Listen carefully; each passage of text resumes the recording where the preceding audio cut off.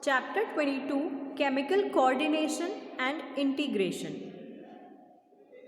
In the previous video, we were discussing about various types of glands such as endocrine gland, exocrine gland and heterocrine glands.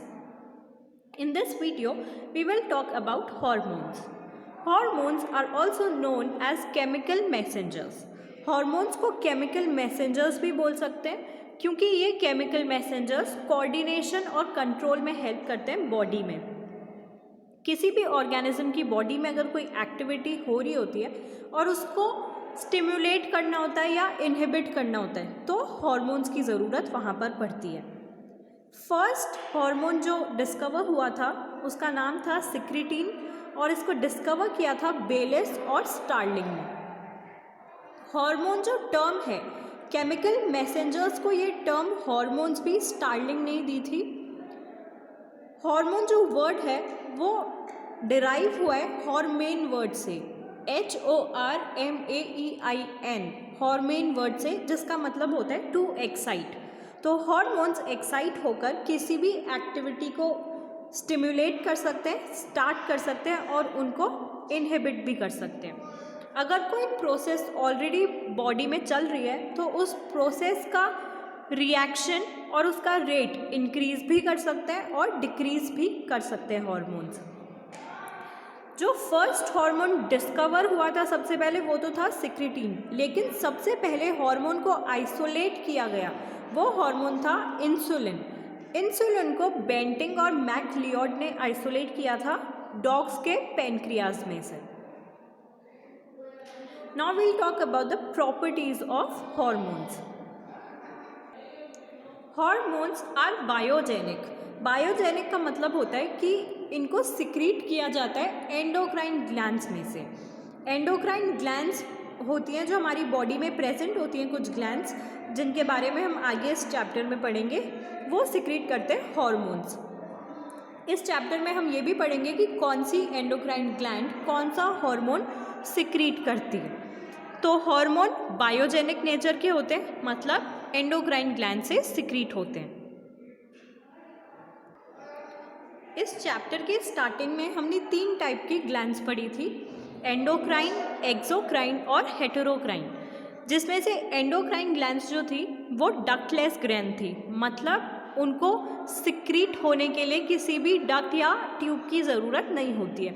वो hormones directly blood में secrete करते हैं, blood में पोर करते हैं directly.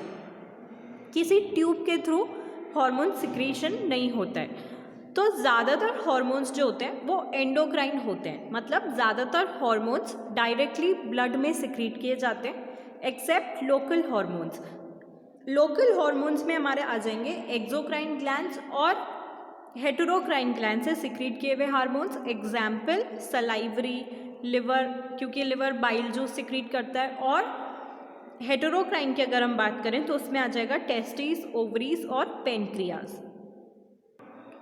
एक और प्रॉपर्टी हार्मोन्स की ये होती है कि हार्मोन्स का जो मॉलिक्यूलर वेट होता है वो लो होता है. That also means that they are required in very less concentration.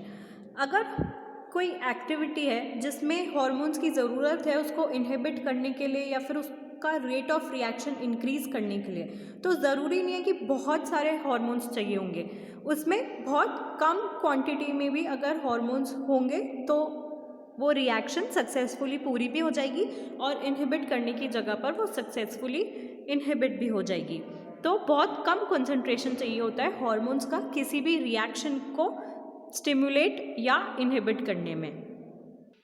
इससे रिलेटेड ही हमारी नेक्स्ट प्रॉपर्टी है स्पेसिफिक फिजियोलॉजिकल इफेक्ट. स्पेसिफिक इसलिए बोला इसमें क्योंकि या तो ये किसी भी रिएक्शन को एक्साइट करके इंक्रीज कर देंगे या फिर उसको रोक देंगे, इनहिबिट कर देंगे. तो इसमें 2 फिजियोलॉजिकल इफेक्ट्स होते हैं. इनहिबिशन इफेक्ट जब किसी रिएक्शन या प्रोसेस को उनको रोकना होता है तब हार्मोन्स की ज़रूरत होती है, और जब किसी को एक्साइट करना होता है, इंक्रीज करना होता है रेट ऑफ रिएक्शन या प्रोसेस स्टार्ट करनी होती है, तब एक्साइटेटरी इफेक्ट रिक्वायर्ड होता है.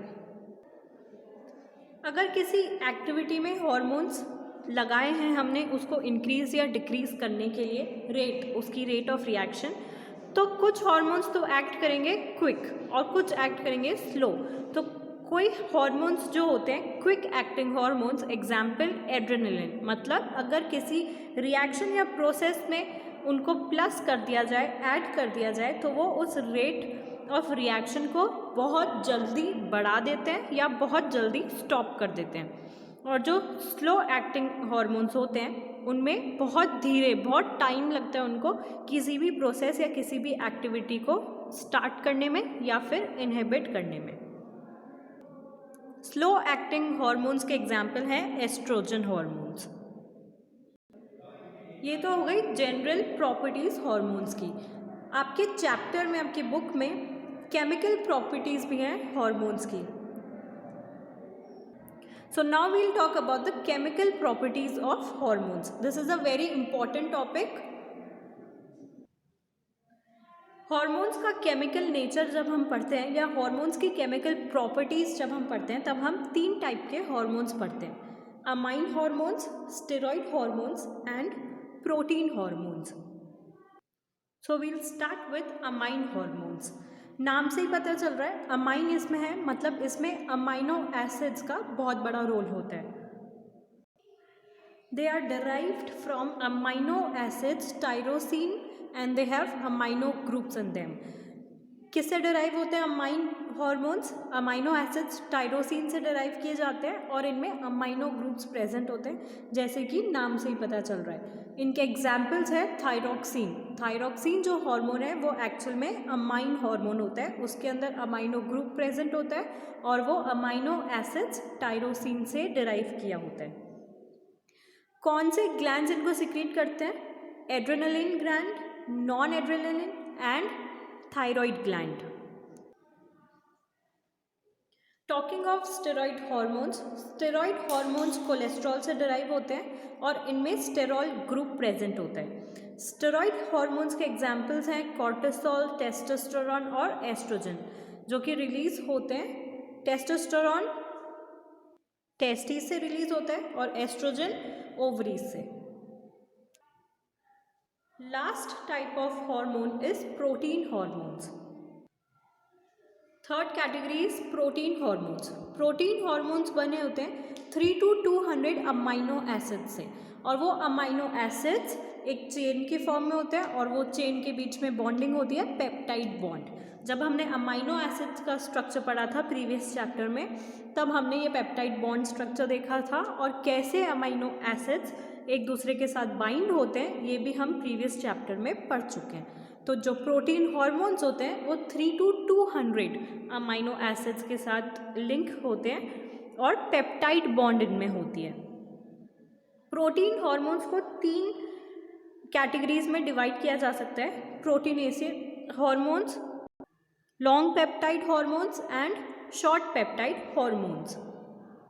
इन तीनों कैटेगरीज में नेमली कौन से हॉर्मोन्स प्रेजेंट होते हैं और कैसी चेन बनाते हैं और प्रोटीन का कितना कंट्रीब्यूशन होता है, ये सब हम नेक्स्ट वीडियो में पढ़ेंगे।